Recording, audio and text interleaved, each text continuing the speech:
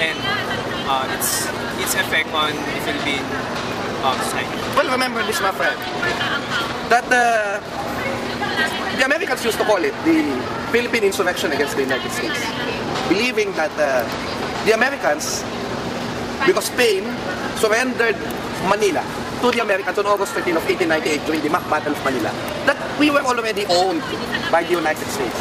And that was cemented because the Treaty of Paris, which was signed on December 10 of 1898, was ratified by February by the US Congress. So, therefore, our revolutionaries who are fighting a war of independence are insurrectos, or what you call rebels. Meaning the Americans are rightful owners of our country, and then those who are fighting the United States are rebels, as we call the New People's Army a rebel group, or the More Islamic Liberation Front as a rebel group. So that is the perspective of the Americans, that they were the rightful owners because Spain, the former owner of our country, sold or paid, the United States paid $20 million for all the expenses that Spain brought in developing the country. So, they were the rightful owners. But in our perspective, the Americans first verbally promised Emilio Aguinaldo in Singapore that they are going to protect our independence before going back to continue the revolution and win the revolution against Spain. The Filipinos, not Dewey. Dewey will help because Dewey, Commodore George Dewey, on May 1, 1898, went to Manila Bay with a squadron, Asiatic fleet, a squadron of ships, and they defeated 20 ships of the Spaniards, and there was only one American casualty. He died of heat stroke. He died of heat. And so, that was funny, by the way. It was a joke, but it was supposed to be a joke, but it's real. One died of heat stroke, one American casualty. But, people credit Dewey because of that for saving the Filipinos. But, we were actually the winners of the revolution because the Dewey was just there at the, at the sea, Manila Bay.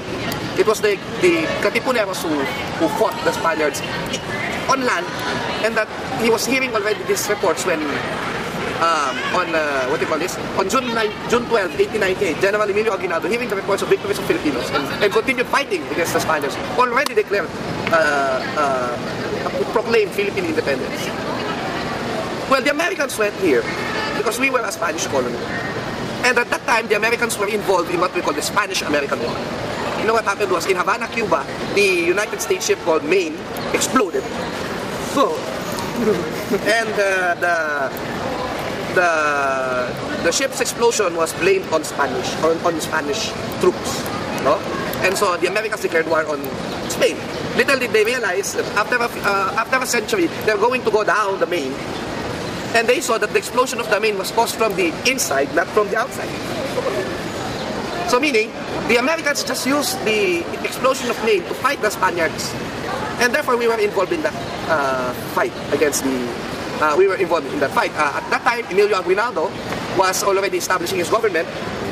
June 12, 1898, he proclaimed independence. And then, when he heard that the Americans got Manila, and the Philippine troops cannot enter Manila as promised verbally by the Americans, that is when Aguinaldo, in a way, panicked. That he organized the Malolos Congress. And the Malolos Congress was inaugurated on September 15 of 1898. By that time, they will create the constitution that will create on January 23, 1899, the first constitutional democratic republican nation, which is the Malolos Congress. So we had a country already at the time. We had a state. We have a functioning government. And then the Americans fought us. So that is not being a rebel against the Americans. We are fighting a war between two nations. So that's the change of perspective now. In the Philippines, we now call it the Philippine-American War. And you know, the Philippine-American War, it was so brutal. The Americans used, to quell the rebels, the Americans used tactics such as, because these are not military men that they sent, they were volunteers, they don't have military training. So they did not have military discipline, and they incurred abuses that we will only hear after a few years, after a few decades during the Vietnam War. In the 1960s and the 1970s, wherein the Americans were terrorizing the civilians so that they will not support the revolution. So, for example, what they did was they introduced torture such as water cure. They will make you drink a lot of water, and then they're going to kick your stomach. until all the water comes out with your blood. You know, they introduce that. They introduce tortures, they introduce reconcentration. They're going to burn villages and they're going to concentrate these people and watch over them, and they also do the sauna, or yung mga lalaki, they're going to be, the guys are going to be rounded up and they're going to be, what do you call this? They're going to be interrogated and brought to jail. So there was the water cure, they call it the water cure. This is to cure the ills of society by using that water torture. That's why they call it the water cure. But they also have the rope cure. What is a rope cure? The rope cure is they're going to use as an execution mode the rope, yung pagbitay. So that's what they did to the Filipinos at the time. There are about 1 million casualties in the Philippine-American War, civilian casualties. And if I'm not mistaken, that's already 1/6 of the total population of the Philippines. So 1/6 is a great number. No? That was wiped out. But one incident, you know, Aguinaldo fought the Americans from Malolos. The Malolos fell to the Americans. He transferred to Tarlac by June of 1899, and then by December they have to leave. Again, Gregorio del Pilar on December 2 fought Timat Pass, the Battle of Timat Pass, and Gregorio del Pilar died on December 2 of 1898, defending Aguinaldo, who was going to the mountains. After a few months, by 1901, Aguinaldo will be, Aguinaldo will be arrested by the Americans in his mountain hideout in Palana, which of course is automatically, the Americans said, this is the end of the Philippine-American War, 1901. But that is not true, of course. In 1901, September, the Samareños in Balangiga rebelled against the Americans while they were eating breakfast. The Americans were so angry that Captain Jacob Smith said, kill and burn. The more you kill and the more you burn, the more you peace.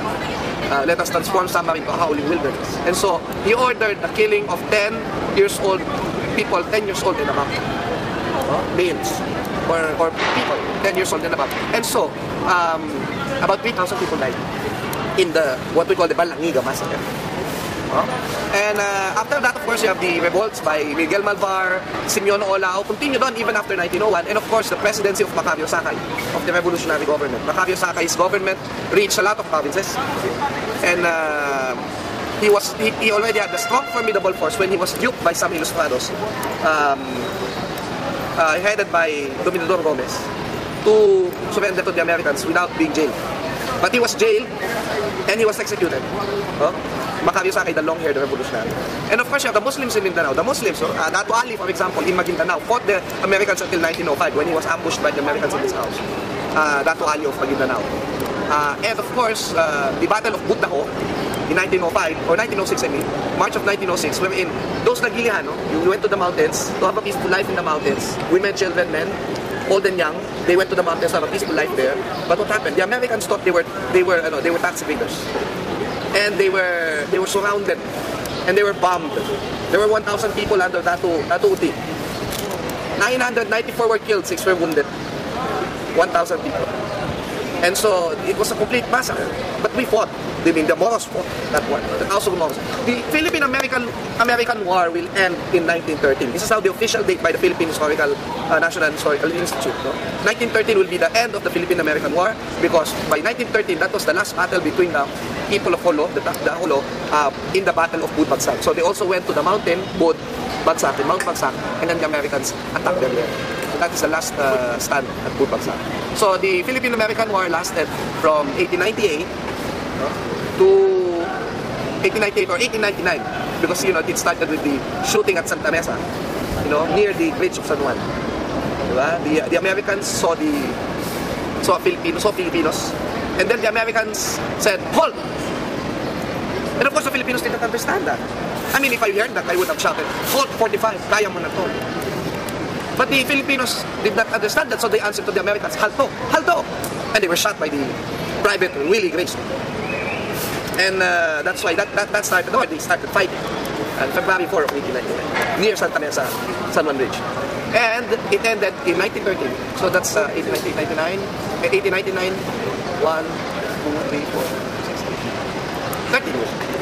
13 years of struggle against the new American colonizers. Which only proves to us that the benevolent assimilation, which they are talking about, which is, the Filipinos, the Americans were kind to the Filipinos. They have good intentions in imperialists. They want their colonization to be the best colonization.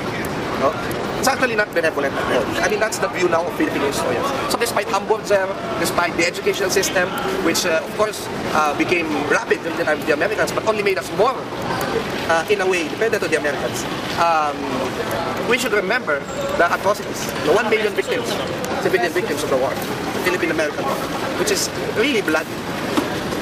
And in a way, it took us out of the road to nationhood, because we were already establishing our own government at the time, but we then became under the Americans. So I think that's it.